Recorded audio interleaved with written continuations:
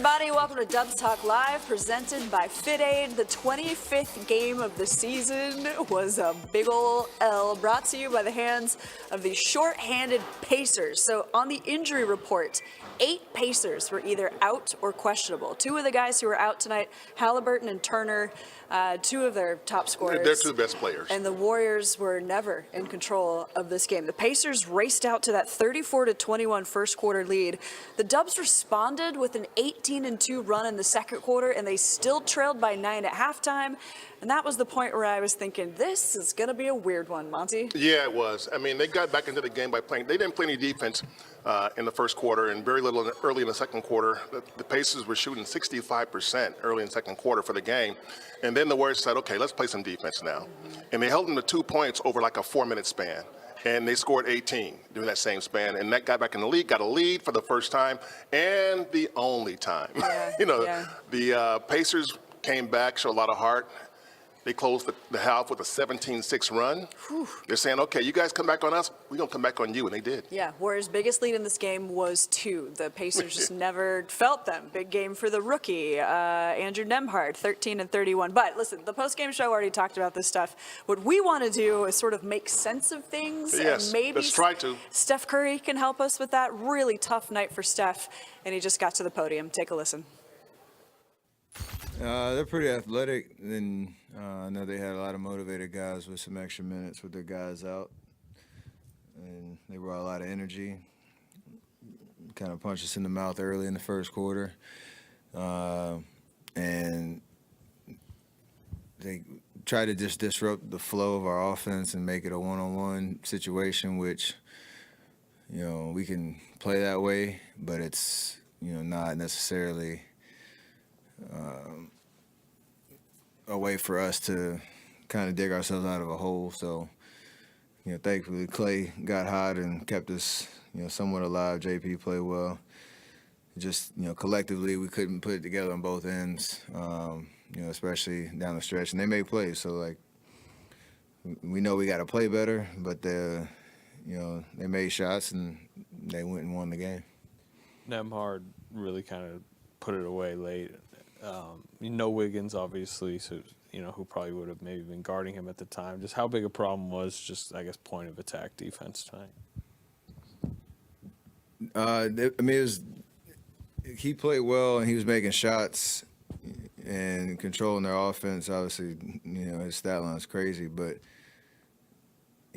I think he controlled the flow to the point where they're getting their bigs involved on rolls, a couple lobs. They were kicking out to shooters in the corner, and we had moments where we were pretty physical and get stops, but like you said, he made enough plays down the stretch, and with the space that they had, took advantage of it. So we can think about, obviously, again, we have to play better. We know we could have made some adjustments, could have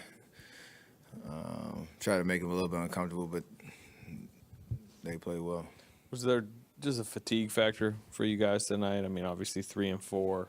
I guess team-wide, did you feel lower level of energy? And then I would even ask personally. There's always a part of that, just like you said, in the flow of the season, knowing what the schedule looks like. We all got to find our way through 82, and so you don't really dwell on that too much. I think the way that we started, it set the tone for the whole game. But yeah, I don't think it was in our heads too much in terms of not having the right juice or energy, especially at home. You should be able to find it, and we didn't. Hey, Steph, I know there's only so much you could say about this, but with the caring, it seems like it's a call for the refs. It's going to be hard to make consistently. I know in Dallas there was some Luka could have maybe gone either way. Tonight, maybe Nembhard too. Just kind of your thoughts on the consistency of it with the refs and how hard that might be able to call as the season goes forward. It's a good question, just because what is the true definition of it? What the ones that are pretty egregious that some, I guess, traditionally they've let go, and now they're trying to crack down on it, and now it might sway a little bit overboard to some that are kind of iffy.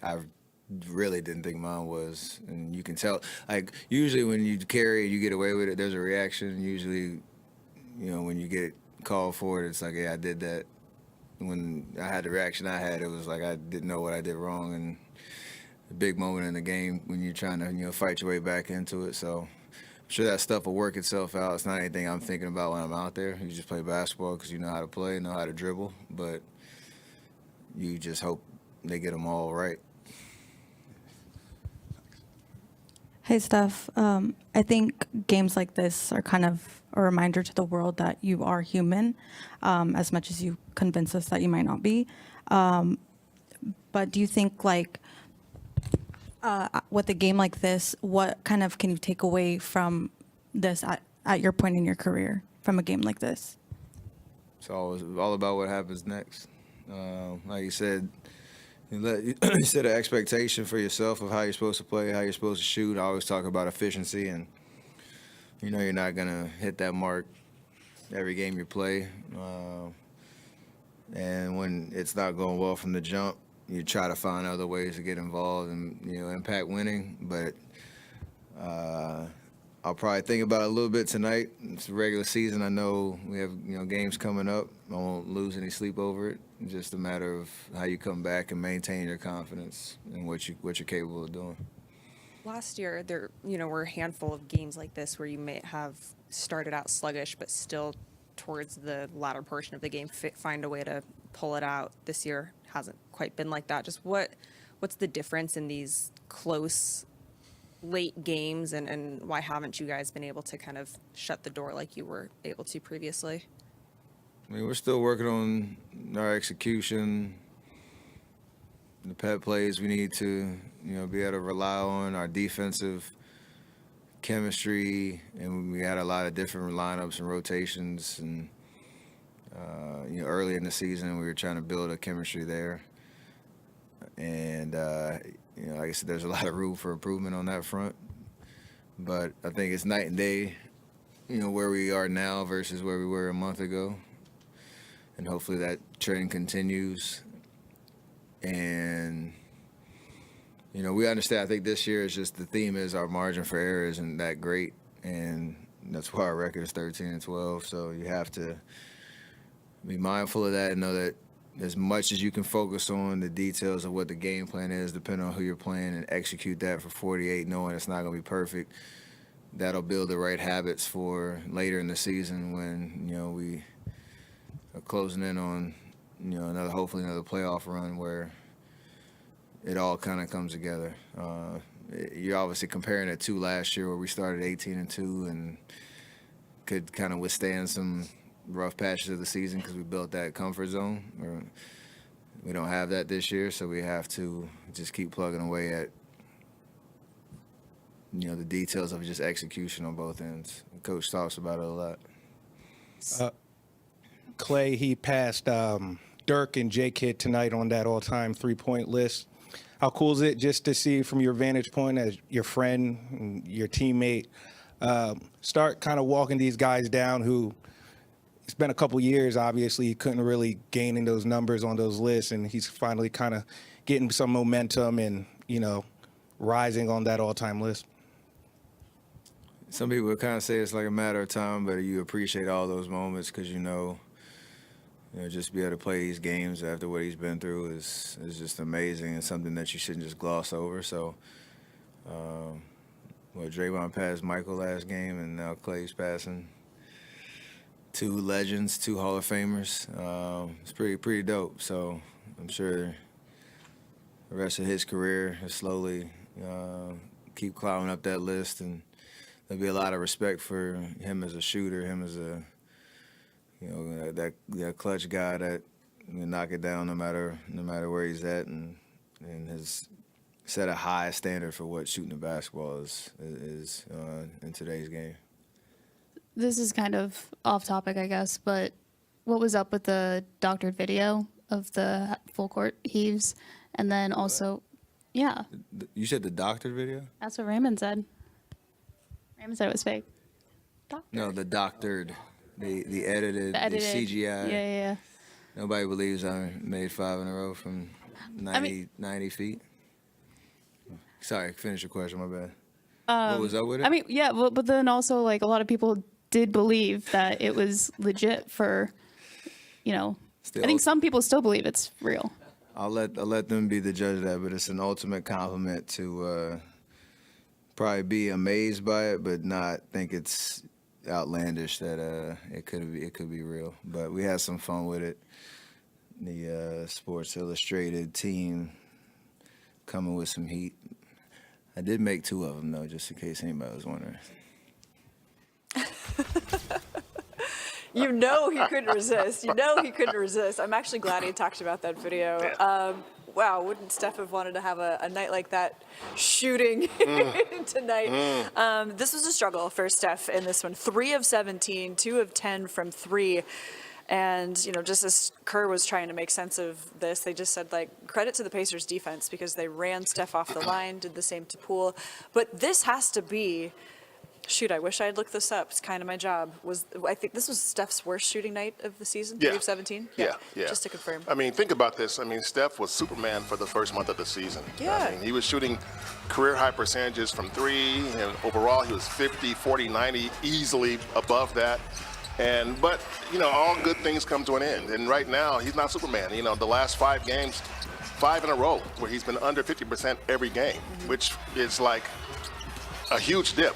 He went from Halloween through Thanksgiving with having 3 such games. And now he's had 5 in a row. So, you knew he couldn't sustain what he was doing because it was like, really, is this really going to happen for a guy who, but now it comes back. It'll all even out. I'm not saying he can't find it again in the very next game. Yeah.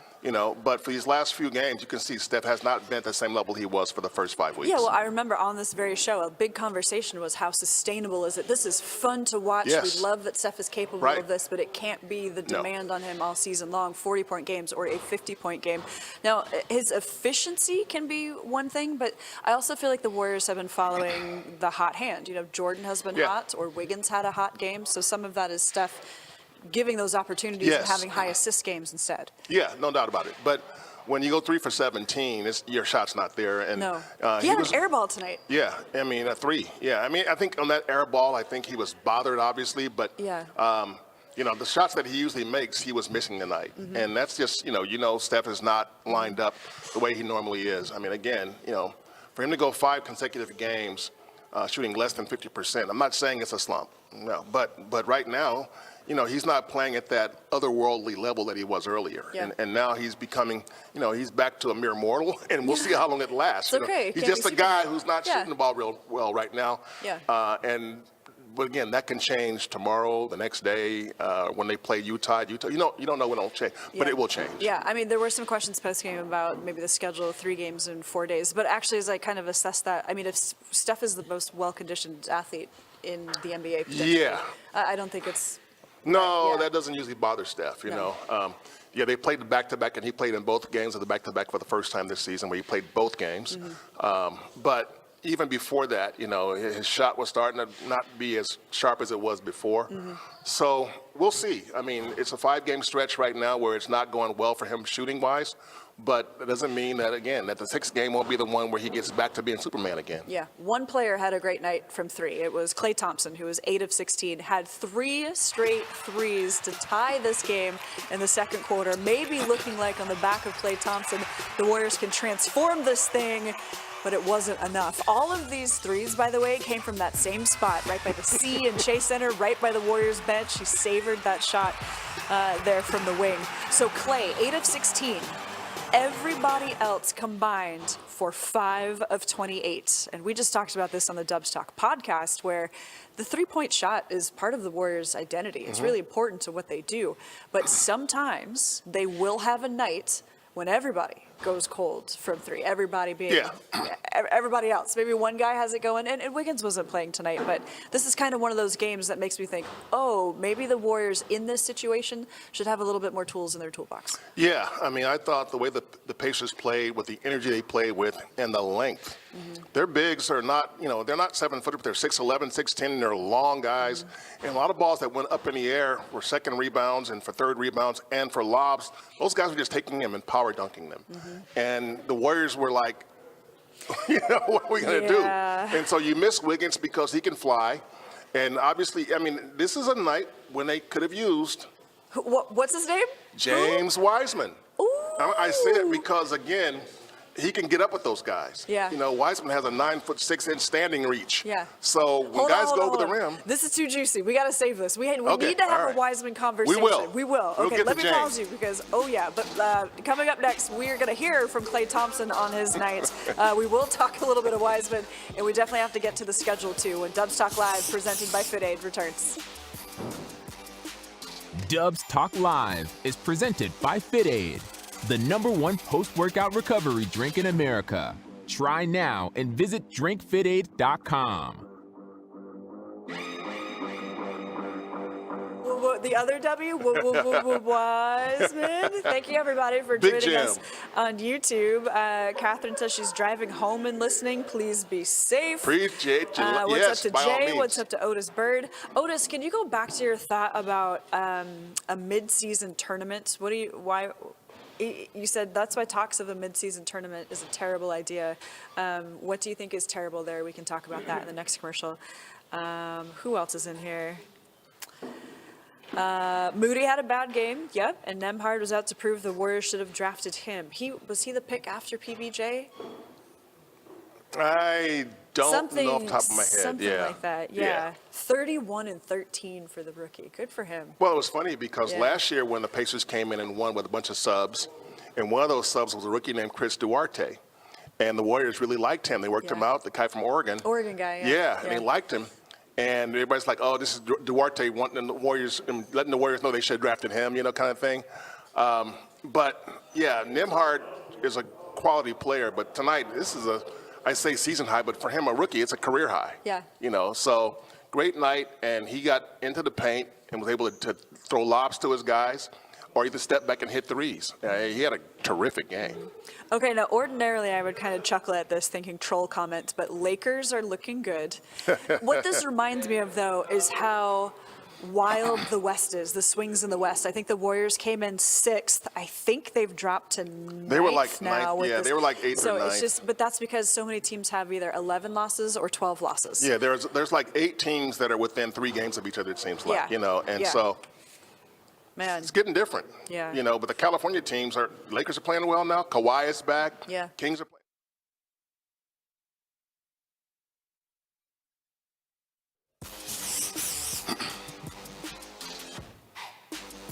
Welcome back to Dubs Talk Live, presented by Fit Aid. Monte and Kerith here. We saw Klay Thompson maybe trying to be the hero of the day. Had some really splashy threes, 8 of 16.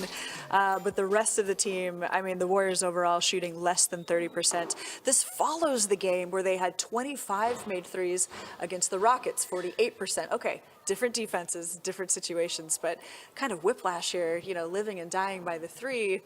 I don't know. Yeah, what's interesting too is that, a few weeks ago it had been like, wow, the Warriors shot really good from 3 except for Klay. You remember he was struggling and he couldn't get his 3, and it was like, oh man, if Klay could ever make threes, well, Klay made 3s tonight, but Klay made the other threes. guys didn't. So Yeah. it was one of those things. And the thing is with Klay is that we know once he makes 2 or 3, generally speaking, that means he's on a roll. Oh, yeah. And he made 3 in like a little over a minute. Yeah.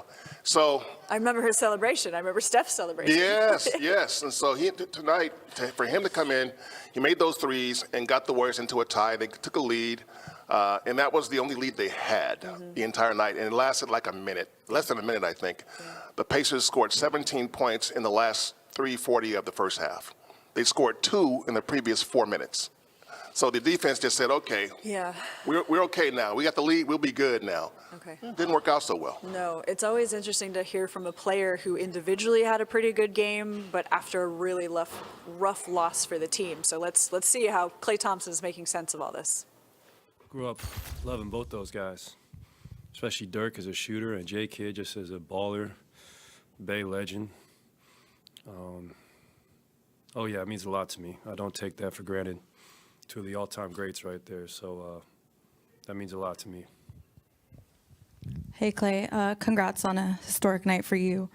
Before the game, Kerr talked about your 60-piece 6 years ago and kind of how when you light it up, it's like there's a magic in the air, he said.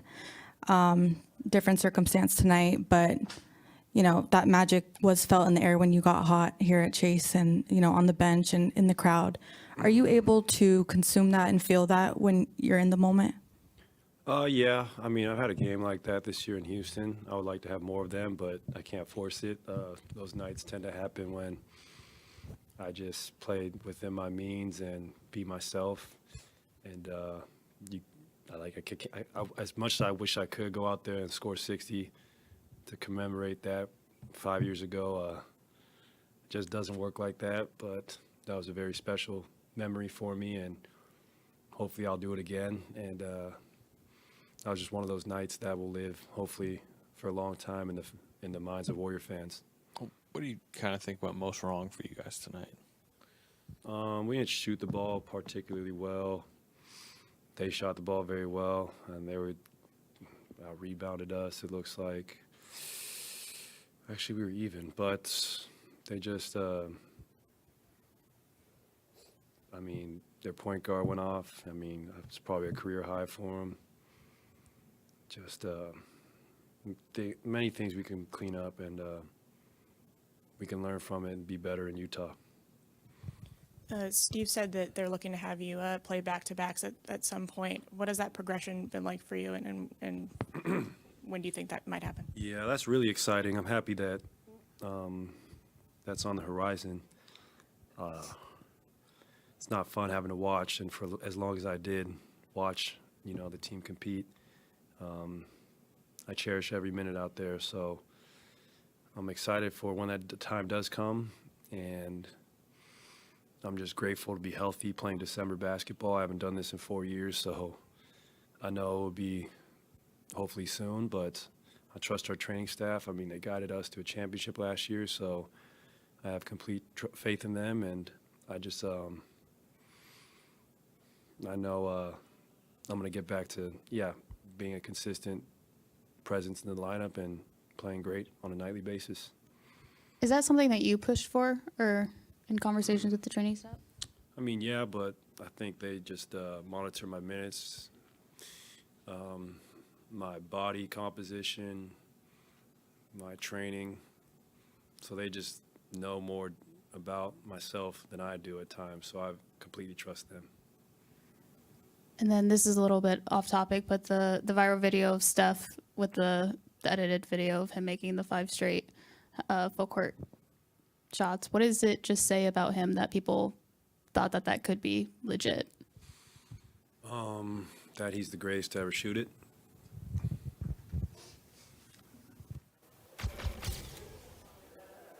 All right, so Monte reeled me in a little bit because while Klay had a great night from 3, 8 of 16, he was 9 of 23 overall. So even on a night where it looked like he was doing pretty good, even Klay struggled a bit. Well, with Klay, though, the 3 ball is such a part of who he is. Yeah. So when his threes are falling, that's usually when Klay is balling. You know? And tonight, those 3 in a row kind of put the Warriors, gave him a little bump and got him going. They just couldn't sustain it, and he couldn't either. It was just one of those nights when the other team, you hate to say this, but it seemed like the Pacers wanted it more. Yeah. They came after this game, and the Warriors were on their heels from the start and never really kind of took charge in their own house. Yeah, which is unusual. So a 10-game win streak at home ended. The Pacers came in on the 6th game of a 7-game road trip shorthanded. And I think they wanted it a little bit more. All right, when we come back on Dubstock Live, brought to you by FitAid, we will have that Wiseman conversation. There is a little bit of news for Wiseman and what he did today. So we've got that for you next.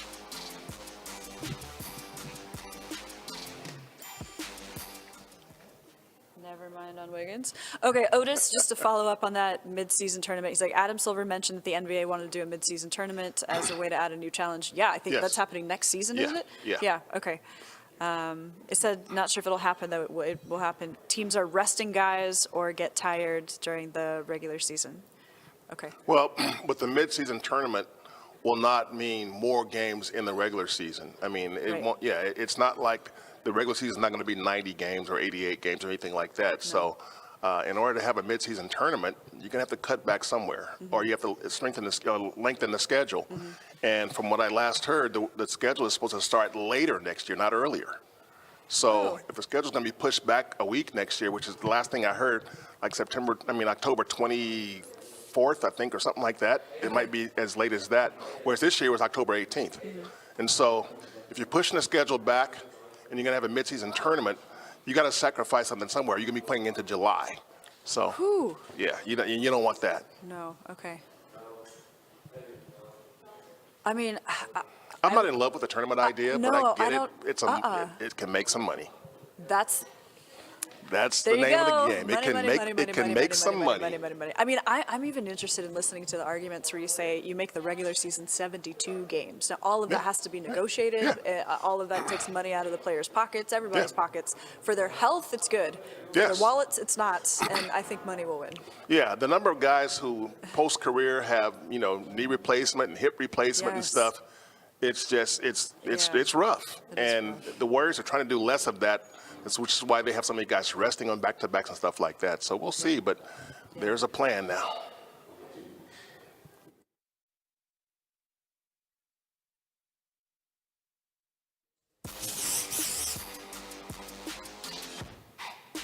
Welcome back to Dub Stock Live, presented by Fit Aid. All right, Monte, in our A block, I interrupted you because what you were saying about Wiseman was kind of juicy. I just wanted you to have enough time. You were saying that this was a game where they could have used him. Well, I mean, the Pacers are long and they're young and they're bouncy, and these guys aren't super talented, but tonight they look like world beaters. I mean, you had Nembhard throwing like lobs up there, and guys were just one-handing them down, and if you're Draymond or you're JaMychal Green, and you're looking at that and going, I can't get up there. Kuminga could, but he fouled out. Yeah. 6 fouls in 23 minutes. So Wiseman tonight, again, this was a night when you could have thrown him out there and just to kind of break up some of that watching and get in there. Yeah, now, some verticality that the team has been missing. Vertical spacing and some vertical defense. But, James was here today at J Center, and he and the G League team did do some workouts before the game, so we'll see where it goes. His numbers at the G League are 16 and 10, roughly. Yeah. So his numbers look good, but the Warriors want him to focus on defense. Paint presence. Okay. Court awareness. And these are things that he's still kind of getting a grasp of. Yeah, as the Wiseman tape rolls here, we saw some of that vertical threat, the way that he can play around the rim. The good practices, that's been really important for Wiseman to just get work and individual attention in these workouts and that sort of thing. So, yeah, as you mentioned, he got that today.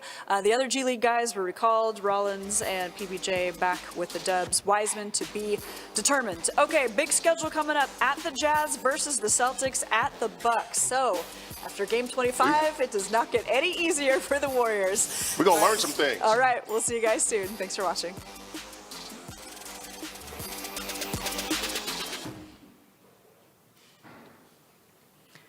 All righty, YouTube Live. We got some Lamb conversation tonight. Raphael is saying, I think Lamb played badly tonight. Moody looks like a veteran player. I feel like from game to game, there's kind of opinions about who should be out there. There's just some things that are unsettled, whether it should be Kuminga getting minutes, Lamb getting minutes, Moses getting minutes. And situationally, do you see Steve Kerr trying to figure this out? Yeah, all these young guys are going to be inconsistent. That just comes with the territory.